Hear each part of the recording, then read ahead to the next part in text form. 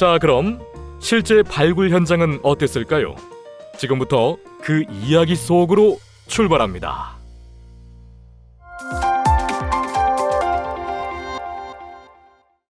조사 과정에서 기억에 가장 남는 일은 무엇인가요?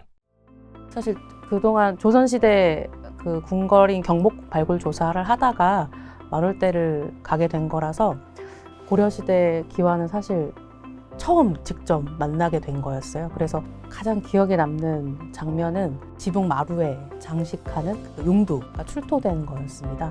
대형 항아리, 이제 우리가 보통 호라고 이야기를 하는데 대형 항아리 한 점이 정말 산산조각이 난 채로 출토가 되었었습니다. 그래서 그 친구 이제 붙인다고 하루 종일 복원한다고 붙였던 그러한 기억들이 좀 생생히 남아 있습니다. 그 외국에 전화하려면 전화 걸 때 국가번호가 있잖아요. 북한의 국가번호가 뭘까 궁금해 보신 적 없으시죠? 한 번도 북한에 전화를 걸 수 있다는 생각을 아무도 안 해본 거예요. 저도 그랬거든요. 개성에 연락을 해야 되는데 개성공단에 KT에서 전화선을 깔았다는 거예요. 그래가지고 보니까 번호 요상해요. 그래가지고 그냥 그때는 이게 KT에서 별도로 특별번호를 깔았나 보다 이렇게 생각을 했어요. 개성공단의 인프라 이렇게 이제 기반 시설들이 필요하니까 전화선을 다 깔아가지고서는 거기에 개성공단에 전화가 있거든요. 그래서 저희도 개성공단에서 숙박을 하니까 무조건 들고 가는 게 팩스가 되는 전화기입니다. 전화로 길게 얘기하기 힘들고 막 이렇게 영상통화 같은 거 안 되니까 그러면 팩스에다 막 그림 그려가지고 보내오기도 하고 그래요. 어느 날 제가 집에서 연락을 해야 될 일이 있었어요. 근데 집엔 팩스 기계가 없으니까 그러면 팩스를 어떻게 보내지 하다가 인터넷 팩스로 번호를 눌렀거든요. 안 되는 거예요. 그 막혀 있어요. 그래서 그때 처음 알았어요. 이 KT에서 만든 이 번호가 국제적인 북한의 국제전화 그 국가번호구나 라는 걸 되게 신기한 경험이었어요. 어려웠던 점은 없었나요? 남북관계라는 특성 위에서 놀 수밖에 없는 그런 상황입니다.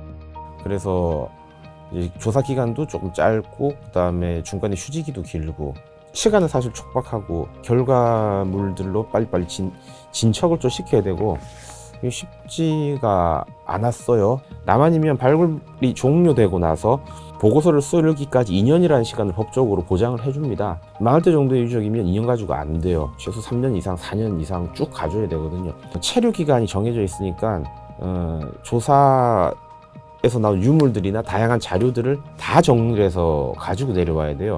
근데 그 자료를 모으는 과정들을 땅을 파면서 같이 가는 거예요.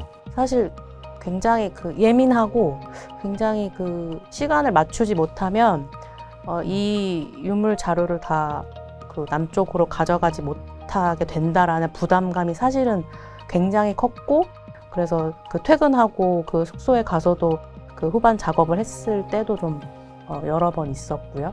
사실 우리가 현장에서 내려오는 유물들이 보통 기와 아니면 이제 자기류, 청자, 도기 이런 친구들이 좀 많거든요.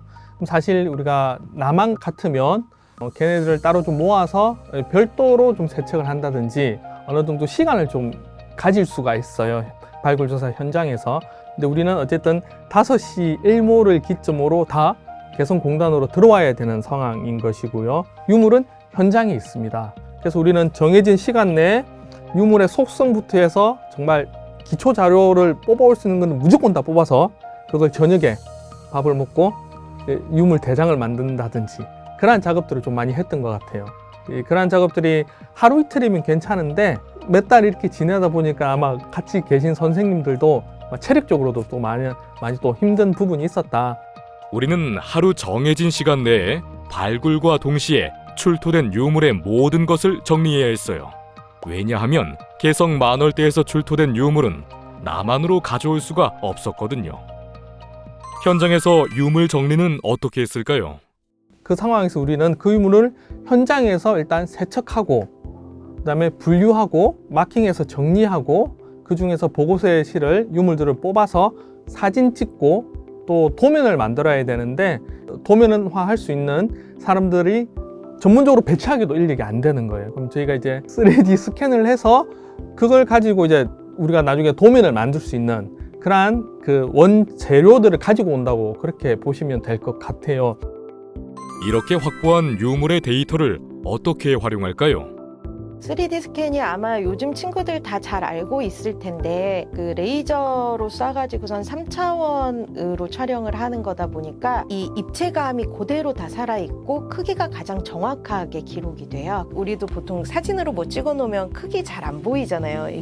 이게 사진으로 봐서는 이만한 것 같은데 막상 보면 요만한 것도 있고 이렇잖아요. 근데 크기가 정확하게 나오기 때문에 그걸 가지고서는 연구하시는 분들이 연구 기초 자료로 쓰기도 하고 홀로그램이나 이런 3차원 영상을 만드는 기초 데이터가 되기도 합니다. 그래서 유물을 그대로 재현하는 데 3D 스캔을 많이 쓰기도 하고요. 이것들이 어떻게 하면 우리 친구들이 공부하고 이 사업을 알리는 데 도움이 될까 이러면서 전시나 교육에 많이 활용을 하고 있습니다. 북한 조사단과의 교류는 어땠나요? 북한에서 가지고 있는 어떤 청자를 바라보는 시각, 그런 부분들 이야기를 좀 해주셔서 발굴 조사를 통해서 좀 알 수가 있었고, 북측 선생님들하고 그러니까 뭐 편년 얘기나 그런 학술적인 이야기들도 이제 했는데 그게 많이 사실은 힘이 됐던 것 같아요. 저는 이제 서로가 어떤 기술적인 것들, 학문적인 지점들을 이제 가지고 있는지, 어떤 시점에서 바라보는지 현장에서 만나서 공유할 수 있었다는 게 큰 장점이었다고 봅니다. 힘든 여러 가지를 좀 상쇄할 수 있을 만큼. 고고학자, 역사학자들로 이루어진 남과 북의 조사단은 서로 역사를 보는 관점과 지식을 공유하는 등 유익한 시간을 보냈습니다.